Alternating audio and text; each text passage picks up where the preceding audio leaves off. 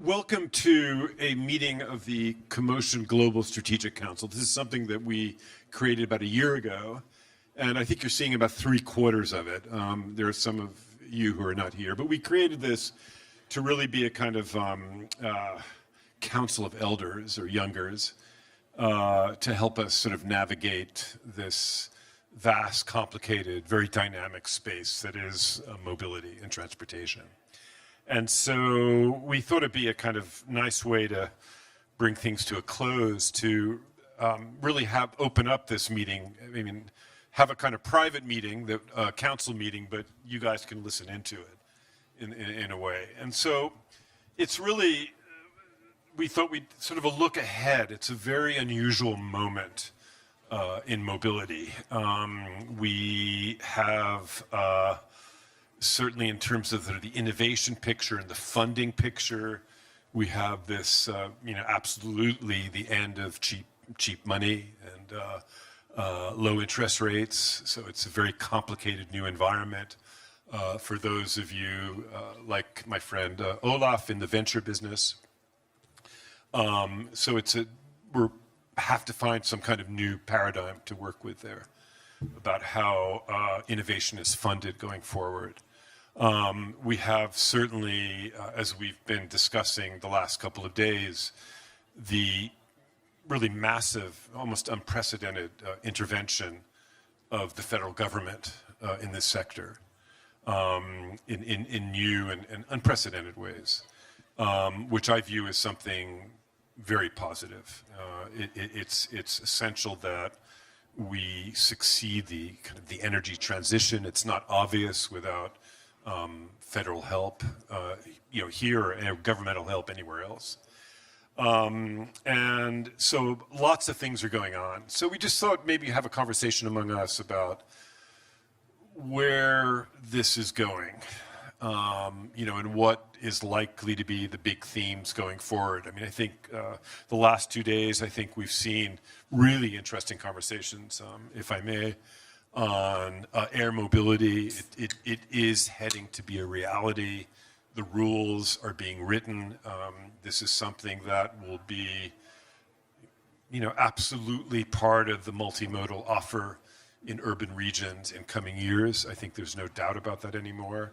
As our friend from Citibank said yesterday, I think the first use cases for that certainly going to be cargo and delivery and things like that. Autonomy in some ways is back with a vengeance despite a certain amount of consolidation. We see, the increasing rollout in American cities of robotaxi operations, but the extension of autonomy to other kinds of services, mobility services, including trucking, so things like that. So I guess I want to open up the conversation, maybe with Alex, because you're closest.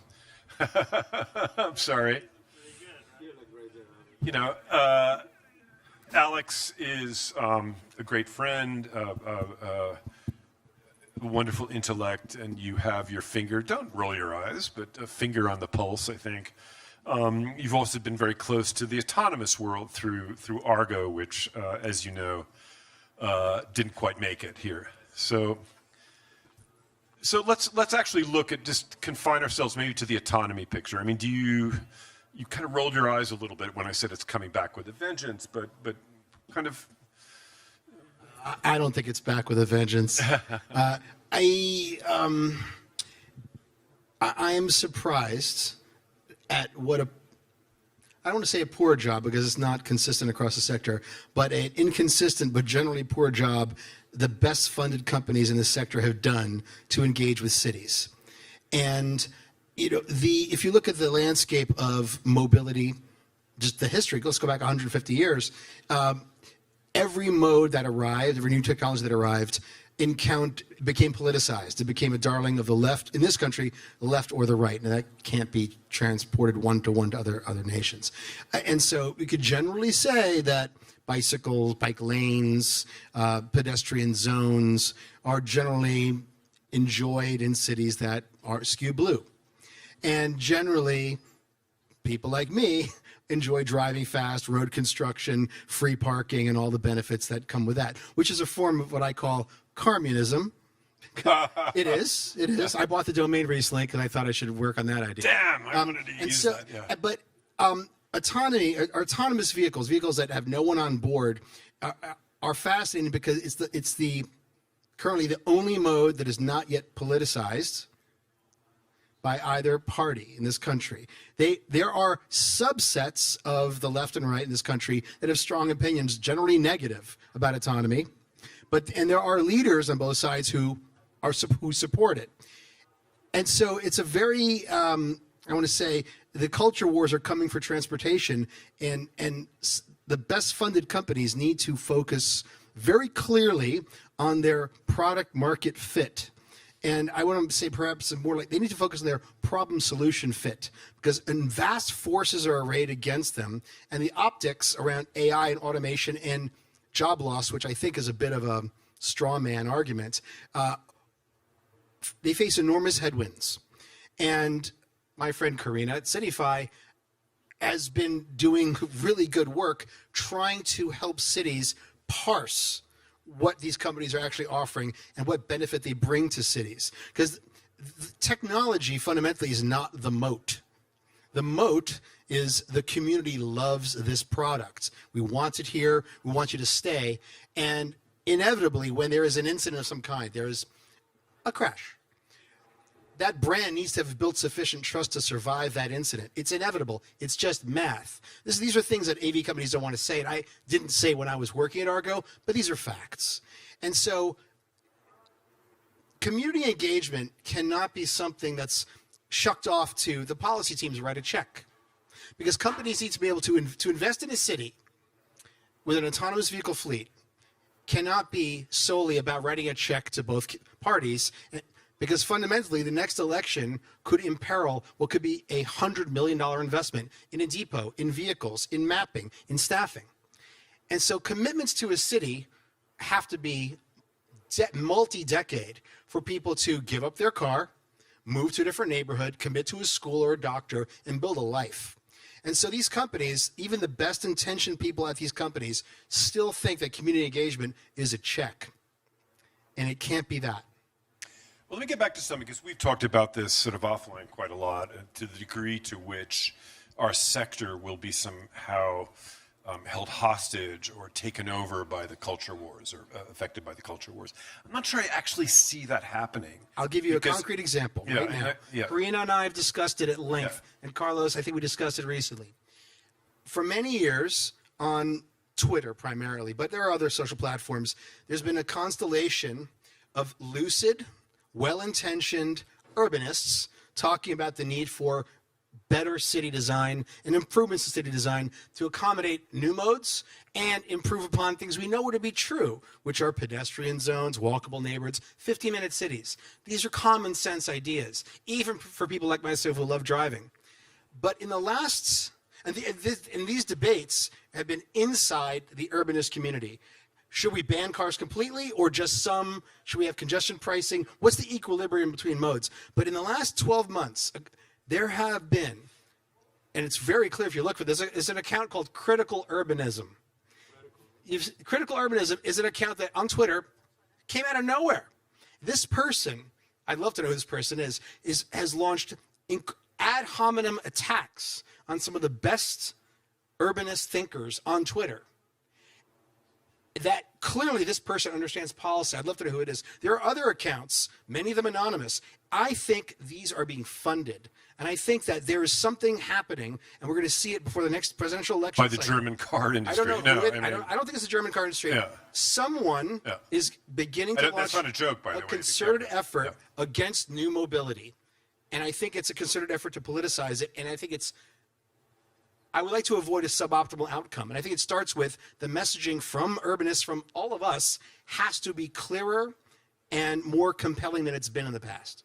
John, maybe, I want to jump in on the culture war thing, because we're talking about, what are the changes that are going to happen? What are we going to have to be facing in the next? One thing I don't think we talked about in this conference is the transit fiscal cliff that's been talked about.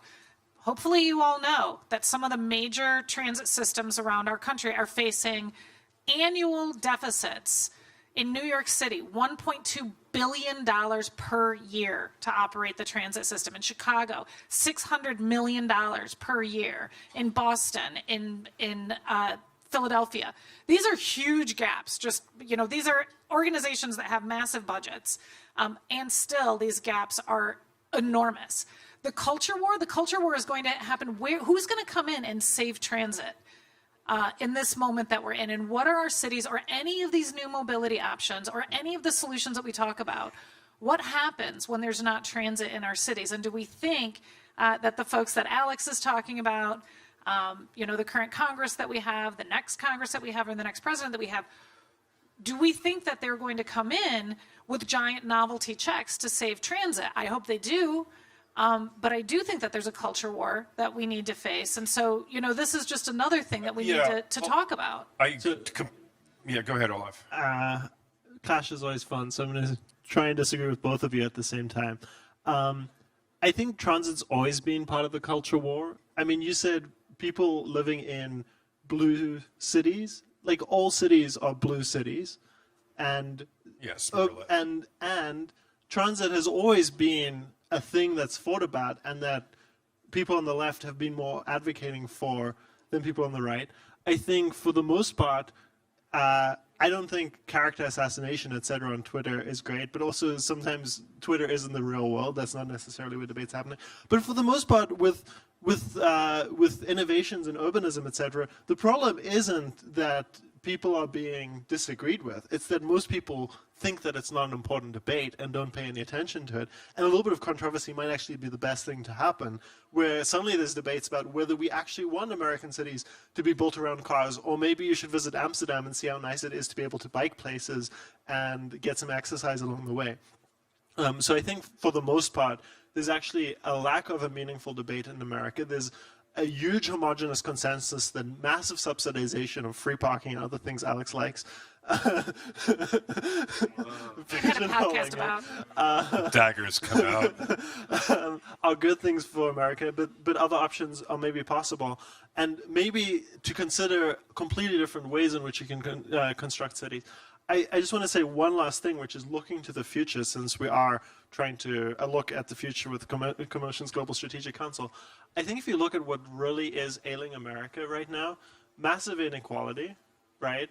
I think there are a lot of crises that are lying underneath the surface that aren't fully accounted for. You see them first in California: homelessness, NIMBYism, can't get anything built, can't create any new infrastructure. Certain kinds of industries are completely stuck, even though other things are changing. And I think you do need a reworking of a lot of these design paradigms that have built America, because we've kind of reached the end of the road in terms of how we can build new houses in places like LA or San Francisco, which is driving up the cost of living. But I don't think these problems are unique to California. I think they're going to be elsewhere. You can't build new road space because the roads are already clogged. And congestion is going to get worse and worse and worse, and that's going to be a cost on the economy. America designed quickly with the car as a way to rapidly scale and grow, but the car is now reaching an upper ceiling, like flying into Miami. The lanes have eight lanes in both directions, but you can't build another 16 lanes in double capacity. There's no more space. I think we're kind of reached the limit, and we need to think completely differently.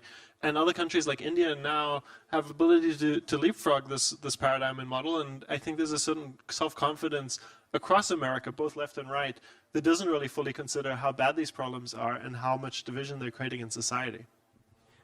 I would like to jump on what you just said. The necessity to have a really long vision in mobility is absolutely key, which means consistency and stability with the politicians, with the mayors, with the regulation. And you were mentioning about blue cities. We have been trying to actually have blue cities, and the prior name of blue systems was called Blue Solutions, and we tried, starting 2011, to have a public-private partnership with cities to deliver the biggest, largest EV car share program in the world in large cities. Singapore, Paris, LA, Indy, London, and we are no more doing this. And this is literally because of the instability and the short vision of the politics. And we were at that time already ready to have return on investment on 20 years. So it's already, in terms of entrepreneurial and entrepreneurship, really long. And you need to have a kind of a good VC or good fundings behind the scene to make it happen. The change in Paris, in Singapore, in some other cities, in mayors, left to right, different ideas, made it unstable and not possible to actually make it even in 20 years. And after invested across the world maybe $500 million in 10 years, that's what we have invested to make it happen, to have something that is equitable. We were actually delivering a service that was very accessible. What a Lime scooter is charging to you, we were charging for an electric car way less, a quarter of that, to really have something that can be accessible by everybody. And this is what you were pointing, it's very important. So we had to stop because actually the business plan was no more 20, but 30, and actually we just had to face the reality. People want things that have an impact in mobility to complement public transportation. That is absolutely key. They have billions of revenue and investment in this field. And when we need to complement and really make it happen to support everyone, the impact on people living in a city who own a car, if you want to have a car share, you need to limit the number of private cars. Otherwise, it's not working.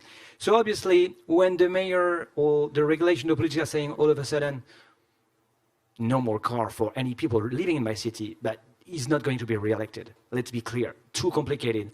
So that's why really the message of vision is key and the stability is really important. And when long-term plans are really working, this is how it is. So right now, what we're trying to do is to work with all the partners, all the mobility operators to help cities to make it happen. But the vision that we had at that time with electric vehicle car share program is, at the end of the day, was absolutely impossible to achieve. And that's a pity at the end of the day. And I'm not talking about Europe, US, it's the same thing happening everywhere. We were in Asia, we were in the US, we were in Europe. So I was trying to figure out what's the best way for me to join this Alex Roy roast show, but we're not roasting Alex today. No, but some of the things are, again, we struggle a lot through over the last decade, right? And some of the things that happen is that we have a lot of keys looking for a lock, right? Or vice versa. It's basically a solution for a problem. And ultimately that happened because it's been kind of disaggregated, or basically this isolated municipal approach, right? And ultimately we have this opportunity to come together, right? And I'm really, what I'm looking now for, and what I'm saying is, technology is advancing and we're seeing the development of that. But we need to start making decisions to what end, right? What is the purpose of us having autonomous vehicles? What is the purpose of us having car shares? What's the purpose for us to have electric infrastructure? And the best way for us to do so is basically to work collaboratively with cities and come together and define those goals and objectives, right? And I think what we're seeing now is, and I think this smart grant, that was announced recently, would you see that cities coming together, right? Out of the 59, 9 of them came together basically. We want to tackle curb management because we feel that is something, there is a problem that we have. And you see the focus on creating collaborative, through the Open Mobility Foundation and other entities out there to make sure that we voice that need and we start tackling problems and achieving the goals that we need to achieve, right? So to me that is the success for move forward. We were doing separate innovation on one side and cities trying to solve our own issues. By bringing it back and saying, here's the issues and how innovation can play is a role, right? We talk about autonomous vehicles. I appreciate them. I really want to see them succeed, but I want to see them also help transit, right? So we talked about this, right? It's not a novel concept, right? You guys stay in downtown Miami this week. You did. You see the fully automated people mover going around for almost 40 years now, right? It's something that can actually work if we actually put our heads together and basically collaborate on it. To my end, I'm looking at it and I'm saying the technology is not there yet in terms to be fully fledged for all the different vehicles and sizes that we have, but there's a great technology right now that can help us basically drive and more access to transit by introducing autonomous on-demand services. If you think about it, right? It is a small geofence area where vehicles are already capable of being self-driven on the streets, applied to a better and greater mobility outcome. Okay, so I start seeing about, not innovation separately, but embedding innovation into government, embedding innovation into our thinking, into one operation component. And that to me is an answer, at least an initial answer towards funding things moving forward, because no longer me just doing my operation and then funding innovation separately. I'm embedding innovation within my operations, and all of a sudden, this is something I need to continue to do. So I think this is a really exciting moment for us, and how all these things are coming together. And we talked briefly downstairs that, we're going to electrify things, and we're going to look at new mobility solutions, but mostly with the intent to reduce the impact, with intent to increase mobility outcomes in our communities, right? Build infrastructure, bring mobility, and use that as a discovery of other options. So to me, I want to have people charging the cars, and while they do so, they see that the train's going by, the traffic, and they see they can actually get to the destination faster. So I'm really thrilled with this direction moving forward, and how we can actually bring that to government and working together with private sector and public officials to actually deliver. Yeah, I think, the Open Mobility Foundation, which you've been a key part of, Carlos, is, I think, so important because it's a sign that cities are really stepping up to the plate and can really talk to mobility operators, private operators, tech companies on as an equal playing field, which hadn't been the case before. And, you guys, in municipal government, were completely unprepared for what came down the line a few years ago. So now you are, and you will have to be more and more prepared. But I think that, I just want to see that continue, that sort of sophistication on the public sector level. Because ultimately, the success of everything we're talking about, in my view, depends on a very vigorous and good collaboration between public and private. Mobility takes place on the public right of way. It's just true. It's a regulated industry at all levels. So we have to favor this public-private conversation, which is what we try to do at CoMotion. And I think that's, and we will continue to do that. So I'm not sure I see, I think the Biden administration, to go down a level, is betting that, the big onshoring movement of investment is going to, bring back union jobs to the heartland, in battery factories and EV plants. Shailin was talking about it this morning, about, the Panasonic plant in Kansas, et cetera. And that, in some way that will reverse this hollowing out of the United States, the heartland that's taken place since the last 30, 40 years. And that will have political ramifications. We could maybe avoid the culture wars about energy transition and things like that. I hope that's the case, because I think it'll be disastrous if it does become really politicized. I hope that's the case, but you can see from my former friends who are car enthusiasts an innate, knee-jerk dislike of electrification, which makes no sense. And energy types have been politicized unfairly. Well, maybe for a while electric cars weren't so great, but certainly for the last 10 years, an arguing community that electric cars are great. And I think that there's what's his name, Josh Wolf, Lux Capital. Isn't he a friend of yours? VCs don't make friends with other VCs. Okay, but a very interesting thing came out of the Lux Capital, this New York-based venture capital firm. Josh Wolf is the principal, and he came out and said that alternate energies, like electrification or any green energy, needs to be rebranded. His suggestion is to refer to it as elemental energy, and that a true red-blooded American patriot should be a fan of this, because there's nothing more patriotic than supporting strengthening of America. I think he's going down the right path. I'm not sure elemental power is the correct rebranding of it, but it is a step in the right direction, because we cannot let alternate green fuels be painted as a left thing that sucks. Tree hugger thing. You just can't let that happen. Yeah. And so and people give to Elon Musk a lot of grief for many reasons, but he deserves great praise for one that is rarely mentioned. Buying a Tesla allows you to virtue signal and vice signal at the same time, because it's incredibly fast and dangerous in the wrong hands, but also, in theory, green and electric and the best of breed. There's something brilliant in the ability to intersect vice and virtue in the purchase of a product. And we need more of that too. Isn't this the sad reality at the heart of the IRA bill? Is that it basically just recreates American car culture in a way that's palatable to the left? Like, we've got this opportunity right now to rethink how energy is used to move people to get around the country. And what we're doing is we're forcing them into even more obese vehicles that are more dangerous for vulnerable road users. I mean, that's basically the consequence. You don't get any subsidy for buying an e-bike.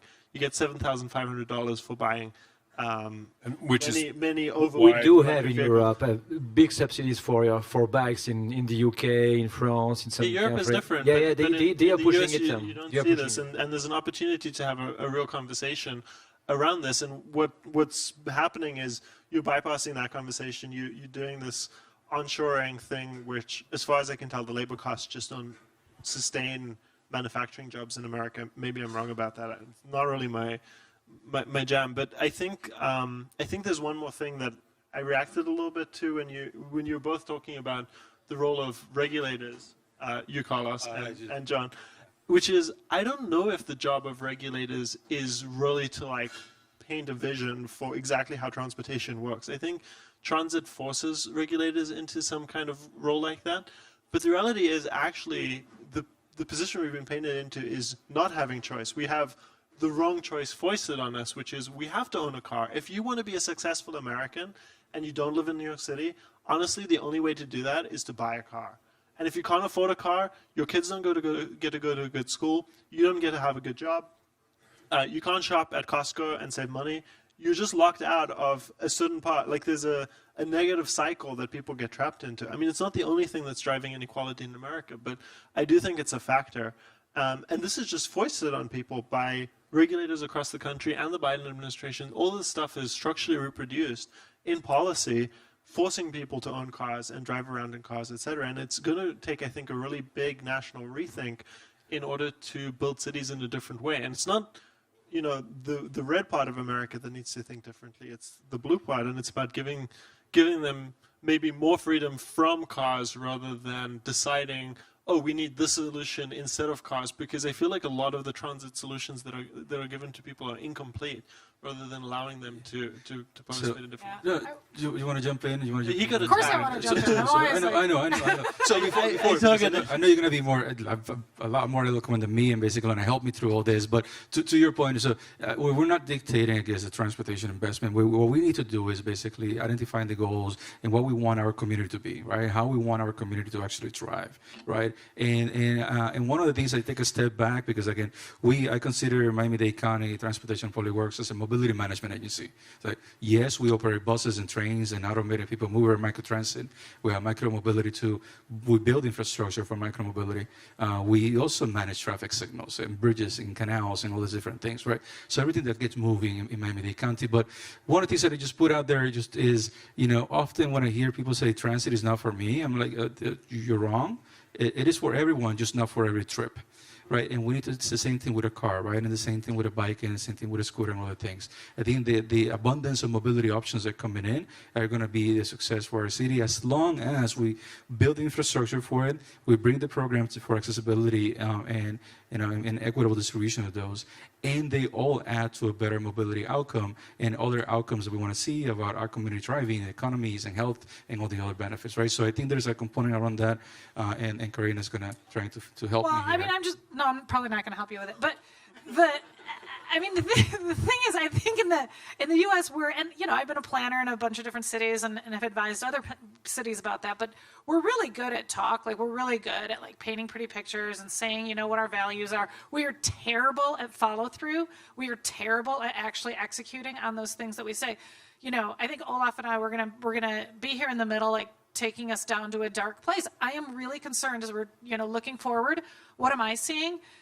Berkshire Hathaway says that, a lot of the investments in real estate in those commercial buildings, this is going to be a problem. I'm seeing, tax revenues in some of our inner cities really, dropping to low levels and trying to rethink, like, where is the money going to come from talked about the transit cliff that's happening there. I mean, it's looking a little daunting as we look out into the future, but I'll say, like, my optimism for it is, like, let no emergency go unleveraged, or, like, let no tragedy, go, this is Let a crisis, good crisis thank you. go to waste. Yeah, whatever. I'm just going to phrase it in all kinds of awkward ways before we get there, but, but the point is, like, how are we going to take this moment? We have to reinvent. We're going to have to reinvent transit. We can't fill hundreds of millions of dollars of gaps. We have to reinvent our downtowns. People are not going to go back to the office the way that they were. We're going to have to recreate those street environments. Now is the moment to, like, really think about it. Think about it in a holistic way. Stop with just the words. Let's start building some things and, like, pilots and demonstrations and get those things to show proof of concept, and soon. And it's interesting that you say people are really good about talking about the big picture, because I think the culture clash that Alex was pointing to at the start isn't actually about the problems facing America. It's about some better set of issues that Americans invent in order to shout at each other about, rather than addressing the real issues. That's my sense. But Is it? But so I'm a little bit more optimistic, right? The fact that we do have investments here in Miami-Dade County. We do have a fully funded, you heard from our mayor yesterday, a plan for corridors that we're actually doing. 20 miles of BRT down south, fully electric. We're actually revamping our bus network to actually introduce high-frequency corridors. Why? Because the commuting pattern changed. And we realize that not everyone is 8 to 5. Not everyone has to go every single day. We provide a reliable and frequent transit service that is every day, 7 days a week, right? And it is from 6 in the morning to 10 p.m. All of a sudden, you start creating opportunities, right? And then we have to deal with the signalization, prioritization, infrastructure, but little by little, we're building that component, right? And I think that to me is, I'm a little optimistic, because the way that I look at it, right, and talking about investment and doing pilots and bringing on-demand service and micromobility and getting freights on bikes, when we did an analysis of the SMART program, 6 corridors, Miami-Dade County, when built, we're going to have 3/4 of our employment, our residents today, and 2/3 of our employments today, within 2 miles of that corridor, right? Rapid transit network, and again, it's going to get built, right? Building then micromobility option, bus services, and other components to provide access to that. Again, I'm optimistic, perhaps, again, the fact that we see that we have putting hundreds of millions of dollars in investment in transit to make it work, and leveraging technology. And again, we talk about autonomous vehicle, trying to see how that can help us provide access to transit, because we have the cliff from an operations point of view. Our issue is not necessarily the funding right now, it is the fact that we don't have people to operate the service. So how do we address that moving forward? And again, the better bus network is going to be implemented in November, and the BRT is going to open next year. So there's little things that are happening, continue to grow and providing better access. So that's the hope. We still need to address land use and zoning and a bunch of other things. And bicycle infrastructure, unfortunately, we're falling behind, right? Sidewalks. No, I wanted to add that every cities are totally different. And for sure, you cannot rebuild a city from scratch. You need to adapt with what you have. And in this digital era where we are, there are now the possibility to bring vision and visibility to cities and decision makers like you, Carlos, in cities, to understand what are the patterns, why people are actually taking this vehicle to do what? To work, to buy food, to visit, and you need to adapt. So the interesting things here, it's all about people satisfaction. You want to have people being happy in your city, which means that having an easy accessibility to transportation, it can be with car. You mentioned it. You have some cities where if you don't have a car, you cannot work, you don't do anything, and that's it. We are not going to ask people to move at the end of the day.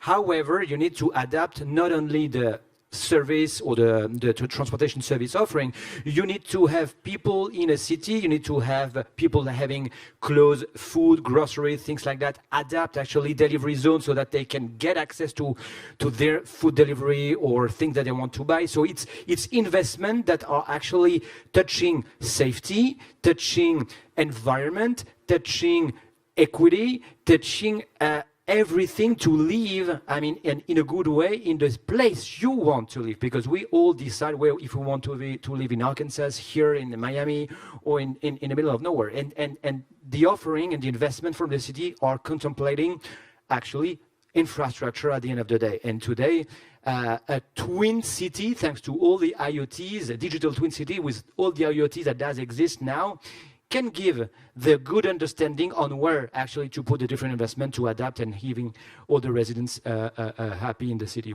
in the place where they live. Alex. I'm glad you brought that up, but every city is different.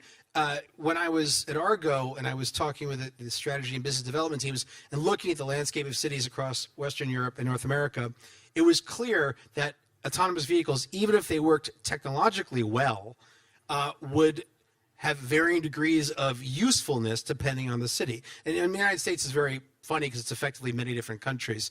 And I wrote a column which caught Karina's attention. I'd love to hear you speak next, talking about the idea of universal basic mobility. And my thesis, and there's many takes on this, was that since we don't know how effective a new mode will be in a given city, since if every city is different, cities in partnership with private corporations and new mobility providers should not, dictate what they do in advance. And that at best, all a city could ever hope to do is offer, and it really should, no less than 2 modes of choice. It might be autonomous vehicles and a bus, might be a road and a train, whatever, in order to provide people guaranteed minimum choice of modes, rather than let companies arrive and run like slipshod over a city and announce they can solve everything, which is obviously absurd. And so this UBM concept got Karina's attention, who was running, I guess you were running Pittsburgh Department of Transportation, and you ran a pilot around this idea. What was the result of that? And do you think there's promise to it? I definitely think there's promise to it. I think one of the things, just to pivot off of that a little bit, so we launched Move PGH, we called it. It was meant to be a fully integrated multimodal kind of service where we could have a number of different options, to Olaf's point of saying that, in America, to get to real opportunity, to get to the places that you need to go to live any kind of an efficient quality life, you need a car. Like, everything else is just punitive.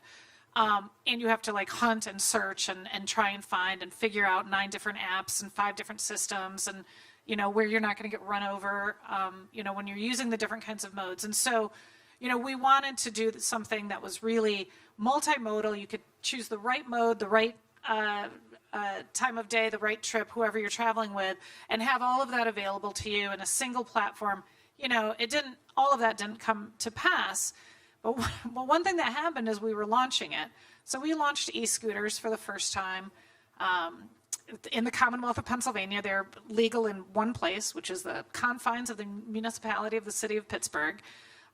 We launched it with one vendor because we wanted them to be really good partners with us and iterate with us and figure these things out together. To John's point of partnership, industry and city partnering together, it was a beautiful partnership and has really yielded a bunch of things. But when we launched it, the media immediately went after us, and they, came after me, and they're like, "Oh, the ubiquitous scooter! Now the ubiquitous scooter is all over Pittsburgh." And I called the reporter, and I said, "I'm sorry, how is your vocabulary? Can we talk about the use of the word ubiquitous in the scooter? I want you to come meet me on the corner. You count cars, I'll count scooters. Go." And what's ubiquitous is the car is everywhere. The scooters still weren't. And that's what we're hoping to get to. That's what universal basic mobility is that you have the ubiquity of usable alternatives, ubiquitous sidewalks, ubiquitous bikes, ubiquitous safe ways to travel, ubiquitous car share, ubiquitous options that are affordable to you to do it. So they're not ubiquitous. We made them available. We started and gave people, at least taking money out of the equation, so that we were able to give a number of people financial access to those modes.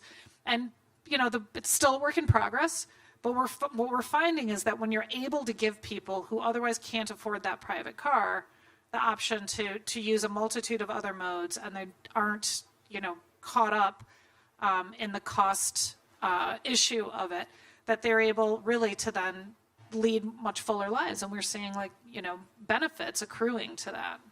So I've said a few things that sound like I just hate cars, and Alex is there trying to defend them because he loves cars. I am not defending cars. I hate think- driving unless I can do it quickly. I think like cars- to walk or take bikes. I think cars are good under certain circumstances, and to understand what's good about cars, I think, is to understand also what other solutions could work. So cars can basically, you build a road, and then each individual can get in their car and go wherever they want on that road. The trouble with transit is you have to build lines and then build out a whole network. And the really big problem with America is A, it's already built around cars, which makes your transit extra expensive. Plus B, America refuses to learn lessons from Europe about how to build affordable transit, and therefore it costs on average 8 times more than Europe. From everything from litigation to contracting, there's a ton of reasons. And so as far as I can tell, there is a clear option for plan B for American transit in cities, which is to build out micromobility infrastructure and allow people to use different modes, either through shared services provided by third-party companies or owned e-bikes, e-scooters, whatever they want, in the same way that people can buy whatever car they want, not skew everything in favor of cars by giving free parking and huge subsidies to car ownership, just level the playing field. And I see the role of cities as really building out the infrastructure for that second mode. Logistics will fill that mode if it's faster than getting stuck in transit, stuck in traffic jams. And the reality is most cities in America are too dense for cars now, and they can't go any denser. And micromobility has way higher throughput and the same lane capacity. So there's a clear way forward. It's just that nobody looks at it and sees it as a solution. So I love all that. I'm just going to add that transit can also use the space that cars use, right? Which is the buses that we have, right? So I think we're giving it the priority and giving the infrastructure and start dedicating that to have a fight in terms of the time and travel time is critical. So yes, I think right now, today, things we can do, prioritize large occupancy vehicles on the public right of way, and some of those are already 40, 60 foot long, carrying 100 people in the same car, right? So I think it's an opportunity for us to push buses as part of the whole transit system and leverage that. But then we also make transit authorities, move them away from being transit authorities to being mobility authorities, to being mobility brokers, so that this fragmented system that we've all, talked about, you become the broker of that. You unify those many different services to make them available to the consumer. Cities can build the infrastructure. Transit authorities can be those partners with the private sector and direct service providers themselves to provide an integrated system. And be the maestro, the orchestra in the public right of way. Ultimately, there's going to be conflicts, right? And I think there's an opportunity for us to manage the signals and the public right of way in a better way to basically prioritize some vehicles, right? Prioritize bicycles. We talk about you driving slow in the streets in Miami because it's congested, right? And traffic signals I take the people mover. You take the people mover. But it's an opportunity again, by bringing traffic signal management, bringing transit signal priority, and ultimately expanding that to other options to make sure that it's safe for people to traverse around is critical. I think maybe one question, I guess we're getting a little bit closer to time, is how do we actually start a culture war around this rather than avoid the culture war? Because I think what you're describing is maybe car blindness is a way to describe it. Like, I get really angry as a pedestrian. Yeah, people who get really angry with scooters because they're squeezed into a tiny 20% of remaining space, and then a scooter whizzes by and they're like, oh, this terrible scooter. What they're missing is that the other 80% has already been handed over to cars that are mostly just consuming real estate without paying for it, slowly dripping fluids onto the pavement, rusting, depreciating, all those things. And yet we refuse to see it. We look at a city and we don't even see the cars. We're just blind. They're just like, our brain just, whoops. And I think if we could actually, start going to our Thanksgiving dinner tables and arguing with our family members about whether cars parked in cities take up space and are expensive to us or not. But you can't expect people to change overnight. And if you look at, but the question is, how do we get them to change over time? Well, if you look already, even in Los Angeles, which is, the most car-centric city in the universe, they're starting to not abolish, but really decrease minimum parking requirements for new developments. That's a huge shift. Who would have thunk?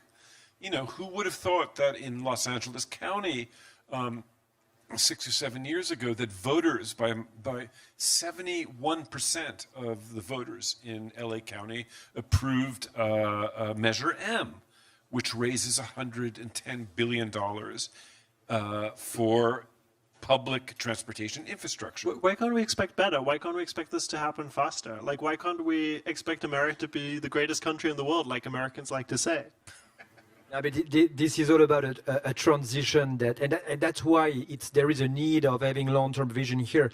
You cannot ask, I'm taking the example of Paris right now, where if you own an EV, you are no more paying the parking for the first 6 hours. It's awesome. But you cannot ask anyone to actually switch from a regular car to a new EV car. Even if you have subsidies, it's an investment. And there are tons of people that are not going to afford actually a brand new car that is actually EV, that may be even complicated to resell on the aftermarket.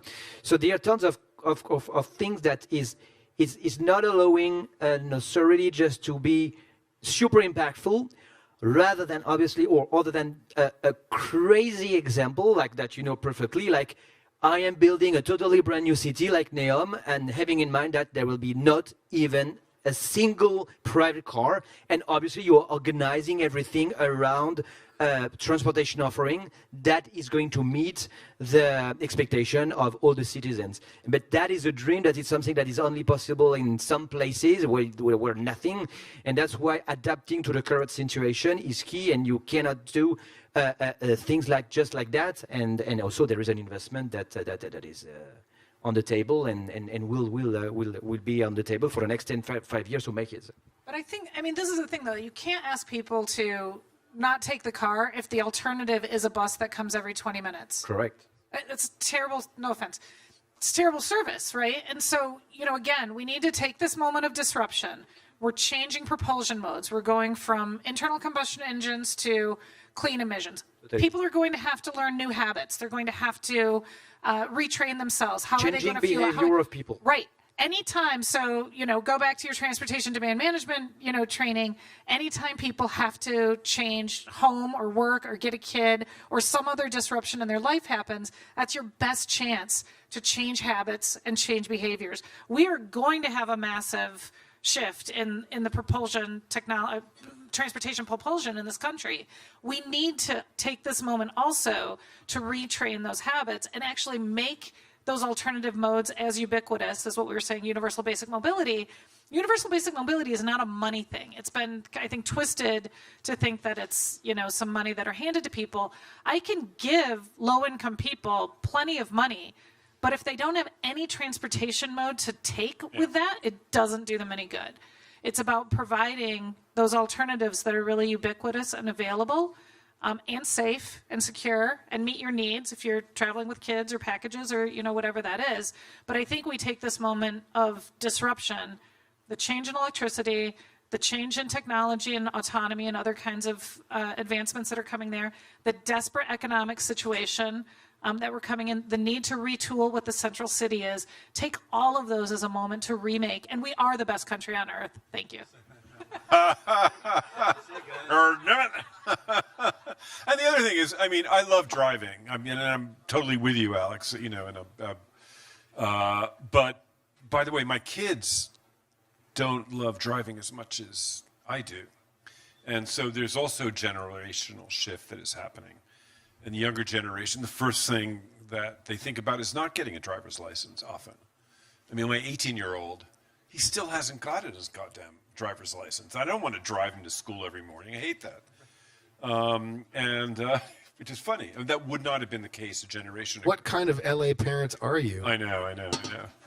But I would love to spend all evening discussing the mobility future with you guys. But we do have to draw to a close. I want to really thank you all for this conversation and also for your commitment and your knowledge. We'll have this conversation next year here, and it'll be interesting to see where that goes. But thank you all. I want to call maybe Tim on stage. Yes, so we're going to announce let's give everybody a hand. Well, thank you very much. That was a great conversation. I have actually a lot of thoughts, and I'm sure a lot of you have.